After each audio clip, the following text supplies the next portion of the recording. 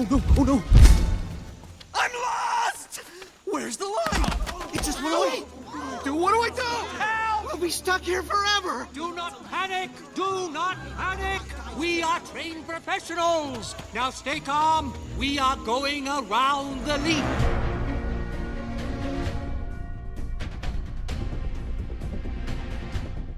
I've had a lot of questions lately on why I'm not playing as much ArmA 3. Over the entirety of my channel, I've played 3,000 hours of the game. I've played with friends, built missions, played as Zeus, messed around with mods, played the campaign, and much, much more. This game has a lot to offer and was a huge stepping stone in the right direction for ArmA.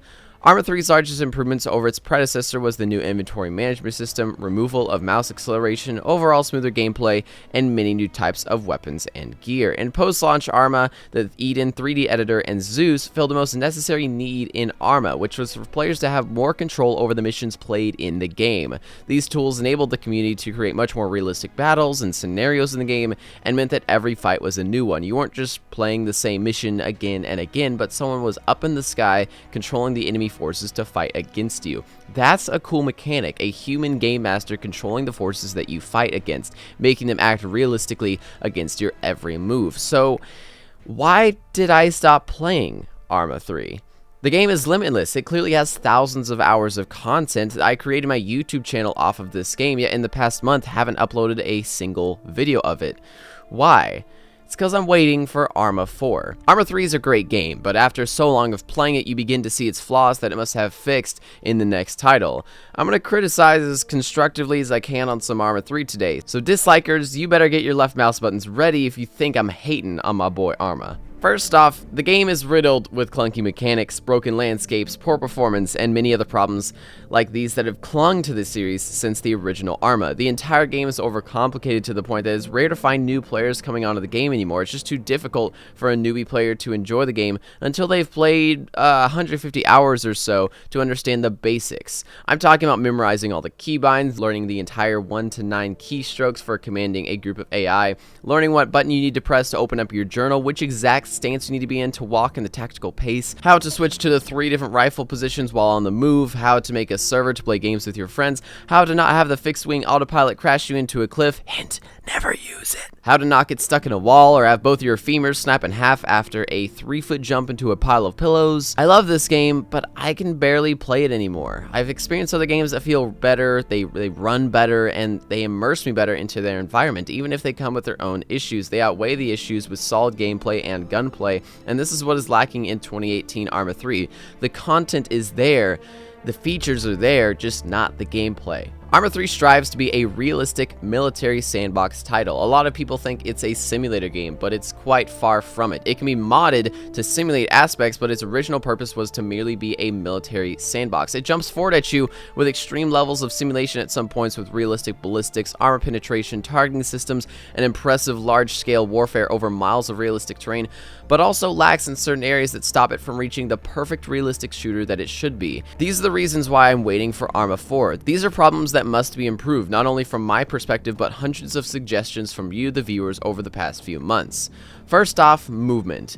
This is one of the most popular suggestions I received from you guys, and there's a good reason why. We're not even going to talk about character movement yet until we talk about the mere mouse movement in the game.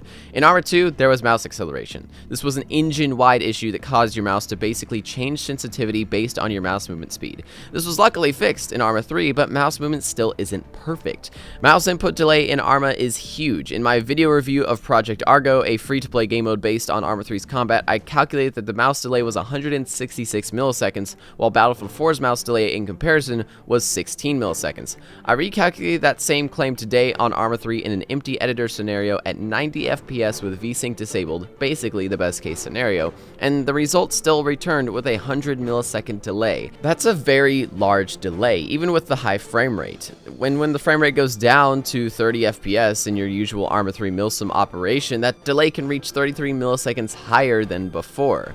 Movement in ArmA 3 is also one of the most jarring pieces of the game. It's just clunk. That's the best way to describe it. There's so many different stances and modes for your character to be in, and it sometimes just gets in the way more than it helps, especially for new players. The terrain doesn't help much either. Want to climb this rock? Nope. that rock will now eat you. Want to climb this rock instead? Nope, you're not allowed. Even if you can step on the rock, he will simply not allow you to be on top of him. Want to peek this window in this specific building? Have a seizure until you fall through the floor and break your legs. You can't even jump in the game. I know that realistic combat doesn't include a lot of jumping, but when I can't climb over a 3-foot tall object but a 16 megabyte mod allows me to, that should be in the base game. In ArmA 4, I hope to see a much more realistic, or at least a much more fluid and smoothed out movement system. I should be able to jump, climb, and do anything that real-life soldiers can do in their full kit, not get stopped at 3-foot tall fences and have to walk around them. It's also very difficult to maintain the speed you want in your character. Playing Escape from Tarkov proves just how useful the fine-tuning of movement speed can be in a hardcore shooter, and is also a very realistic and immersive part of combat, especially when the game has very, very realistic audio cues of footsteps and enemy movement. The scroll wheel slider in Tarkov is genius, and I personally think it'd be a great addition to any stamina-based movement system like we currently have in ArmA 3. With a speed slider similar to Tarkov, you could adjust exactly the right balance between speed and stamina usage for your situation. Now that we're past movement in ArmA 3, secondly, we go to communication. The game has a really odd communication system that's been in the series since the original title and is very outdated for a military sandbox game. There's a chat box linked with a VoIP system and has multiple different channels that you can choose from. Global chat means that all players will see or hear your chat message or hear your voice across the server. Side means only your team will hear you. Direct means only nearby people can hear you. Group means only your group can hear you. Vehicle means only people in the vehicle can hear you. This is a flawed system, not only because a new player must learn to memorize these chat channels, but because setting up groups or commanding roles takes certain scripts for the editor of that certain mission to make. That means only in very certain situations are even command chat and group chat actually used. Direct chat is extremely quiet and nearly can't even be used in combat situations. And when side chat and global chat go across the entire server, it gets quite loud with 60 people on a team. This is why mods like Acre and my personal favorite TFAR were made for ArmA. They're radio mods, and they work extremely better than vanilla ArmA 3 communication. Just listen to this communication in ArmA 3 A10 Combat versus the modded version of ArmA 3. Go on to Eagle. Go ahead, Command. Can I get a sit rep on the cap I marked for you? I was able to neutralize a few tanks, a few hard targets. So you say it's clear for now. It's clear. I'm working on more things that are coming in the AO, though. Is recon? Go ahead, recon. Oh, man. Have you got the hard target directly on top of the base, and you also haven't knocked out the AA bunker? Copy. I don't think I've gotten that hard target directly on the base. Contacts on the hill really close to you right now. Roger that. Taking fire from the bunker. Just to your left side. Bunker, right bunker.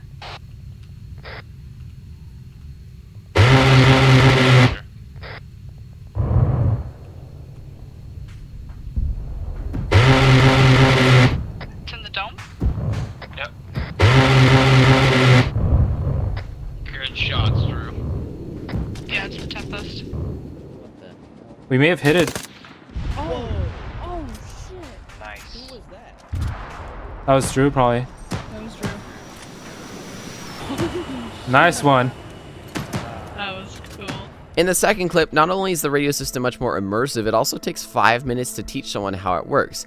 It works with the lore of a realistic shooter game, as you can't use a radio if you don't have it. If you're not running the mod and you are running vanilla ArmA 3, and let's say you lose your in-game radio, nothing happens. You can still talk to teammates across the map. In TFAR, you can place a radio on the ground while it's set to a channel, and it'll still emit sound. You can set a Humvee's radio to speaker mode, and it'll emit the radio chatter enough that you can hear that radio when outside the vehicle.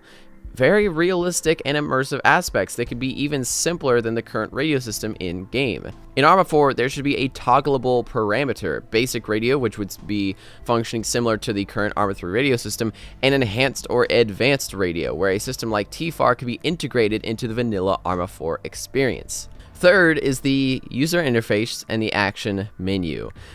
This menu needs to die. There's this word I like using when describing something in games, and it's called ergonomic. Ergonomic is defined as relating to or designed for efficiency and comfort in the working environment. Going up to a helicopter to hop in the co-pilot seat, I should be able to walk up to the vehicle and physically look at the co-pilot seat, click a single key like F, and get inside the helicopter.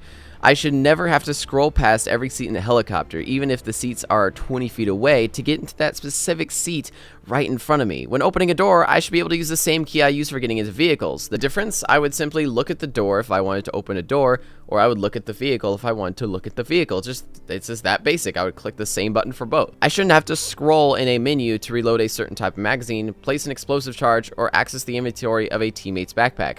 I should have a single button for all of that. I want to place a charge. Okay, click the 4 key to grab the charge out of my backpack and into my hands, then left click to place the charge wherever I'm looking. A remote detonator now replaces the charge whenever I click the 4 key, and then I can tap left click to fire the detonator at will. It's just that simple. I want to load a certain magazine into my rifle. Maybe I like red tracers over my hollow point ammunition. Okay, hold R, then move the mouse to the ammunition type, let go of R when hovering over it, and then watch as my character reloads his or her weapon. Want to access a teammate's backpack inventory? Walk over to their backpack and click F. Then proceed to steal all that tactical bacon. This is ergonomic. You see this type of stuff in Squad and Escape from Tarkov and even Rust, which have relatively easy to learn key bindings while still maintaining a complex style of gameplay. ArmA 4 should not have an action menu, flat. I think that's the one thing that everyone in this video will agree on. Number 4 is artificial intelligence. The AI in ArmA 3 is one of the most important aspects of the game. Most of the game's modes are situated around person versus environment situations, meaning that you're fighting AI the entire time. Unfortunately, AI don't react to anything realistically. Take fire, crouch and shoot back until you die. Get suppressed by 4 M249 wielding players laying down accurate support fire. Don't care. Semi-auto tap that Katiba and land perfect headshots at 300 meters. Armored car blocking in the road, politely do a 16-point turn down the other road, and then return just to ram it from the side.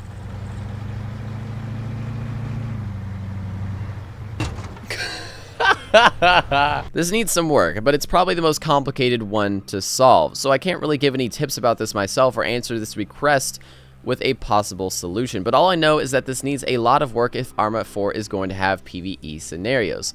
Playing as Zeus for my ArmA 3 clan for about 2 years now, I can admit that the ArmA 3 AI is potato and is absolutely game-breaking at some points. When flying a drone and commanding it to go to a position, it has the same exact scripting as a standard helicopter pilot. Therefore, when your autonomous quad-rotor drone is told to fly over an enemy position and suddenly spots enemies through its camera, it begins a combat safety mode where it thinks it's a real-life pilot that needs to avoid incoming fire, and then realizes that it was ordered to hover at an exact coordinate as well, so it proceeds to just wiggle around between running away and staying at its post, making the camera view incapable of being used. And then it'll suddenly just stop listening to orders in fear of its own life. Remember, we're talking about a quad-rotor drone with no person inside of it.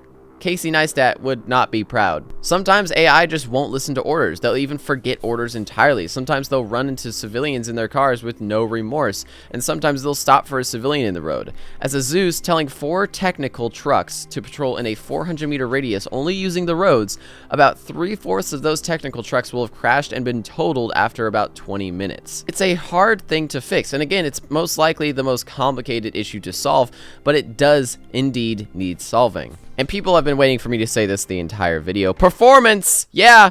I got you guys pumped now. You guys are ready for this. Performance in ArmA 3 is a huge mixed bag. There is a lot of debate here. Some say it might be your poor performance in multiplayer because you're running too many modded scripts on a server, or you don't have a headless client on the server, or you have too many mods loaded. Others say that ArmA 3's engine is the main culprit of bad performance, both in terms of frame rate and netcode.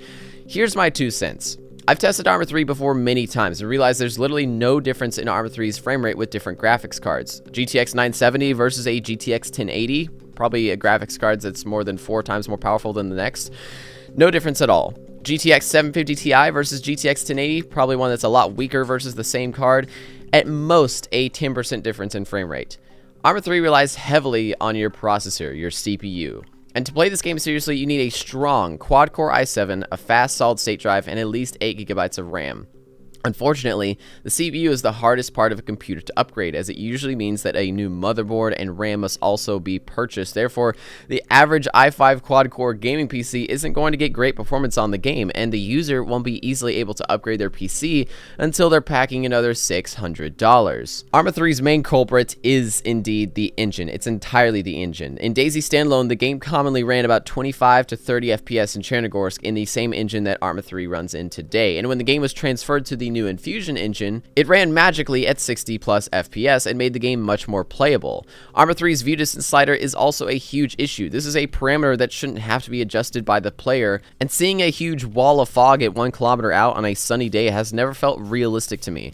I constantly have to adjust the slider to get good frames, even in basic vanilla game modes. The player should not have to open a menu and drag a slider around until they have a better frame rate, especially when they have a CPU that released 3 years after the game's release. I shouldn't have to adjust this slider to a higher view distance once I trade my SMG for a sniper rifle. This view distance fog needs to be out of the game entirely. It's plagued the game since the first title, and I honestly believe that this could be exchanged for higher levels of AI caching, level of detail optimizations, and even lower tick rate for vehicles and players at distances. At the moment for me, this wall of fog serves as an excuse or a band-aid for an unoptimized terrain system. Even in the campaign, I'm commonly adjusting this parameter, this on a $2,000 computer. It brings me back to the times where I could only get 15 FPS if I could get the view distance under 300 meters, which basically ruined the atmosphere of the game, but hey, at least I could play ArmA. I'm not denying it though. Some people simply fill up a server with too many mods or too many third-party scripts, or just make complicated game modes, but when the base game with its default game mode still occasionally hit 20 FPS for me, that's not up to me. That's up to the game. And oh, a headless client is necessary to gain FPS when hosting a multiplayer server with AI? Okay, why isn't a headless client always set up with a server, even if it's a client-hosted server? Why can't I set up a server in-game that has a headless client so my buddies and I can do operations with higher than 30 FPS?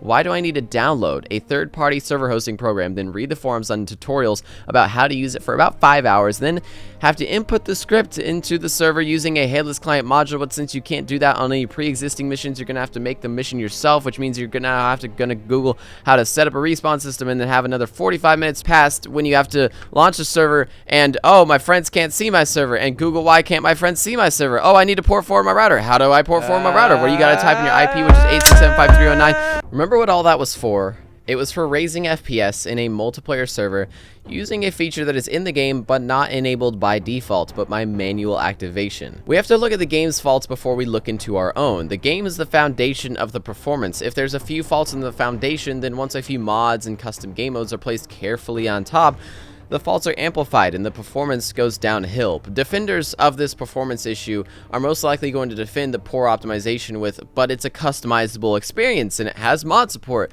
But you can't let the pretty girl in class distract you from finishing your math test. Performance is an issue, even when you're playing game modes that are already in the game with a PC that is years ahead of the recommended specs. ArmA 3 overall was a structural improvement to the customization of the ArmA experience, which was very well needed. ArmA 2's editor was limited and outdated, and the improvements made in the 3D editor with the addition of Zeus as well, customization of the experience is better than ever.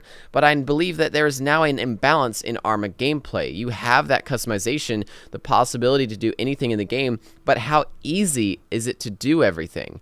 The movement system is clunky, the performance is rather low, AI are flat out brain dead, the UI is outdated. It's hard to enjoy the good features of ArmA when the core gameplay is honestly lacking many improvements that could smoothen and streamline the experience. I'm not saying make ArmA more arcadey in the next title or to remove features. I want even more features. I want even more complexity. I'm just saying that the entirety of everyday ArmA combat in 2018 is unnecessarily clunky. Sometimes in combat, you're simply fighting against the game's odd mechanics more than you are actually fighting against the enemies. ArmA 4 can reach even further into realism by making its core gameplay more ergonomic and lifelike. I don't have to scroll through a menu to open a door in real life. I simply grab the door and I open it. In real life, I don't have to switch to a channel to talk to people specifically inside my vehicle. I merely talk inside of the vehicle and the people inside it can hear me. If I want to slow my walking speed, I should be easily able to do that instantly. If I want to bandage up my teammate or drag them to cover, I should be easily able to do that. If I want to play ArmA to its full potential, I should be easily able to do that. Whatever ArmA 4 brings, I'm excited for its release. I trust Bohemian Interactive to do a good job with the game, as many improvements or revamps to the game's current systems will most likely mean huge improvements to the gameplay of ArmA. And I hope that in ArmA 4, I can bring friends that don't play military shooter games into ArmA and show them the game as it's meant to be played, and not have to teach them for hours at a time before they can really even play. The game should be complex. I'm perfectly okay with that. But the game should also be understandable to the new player and not limit their imagination with its mechanics. After all, ArmA is a military sandbox game. Your creativity is limited if you don't know how to use a shovel.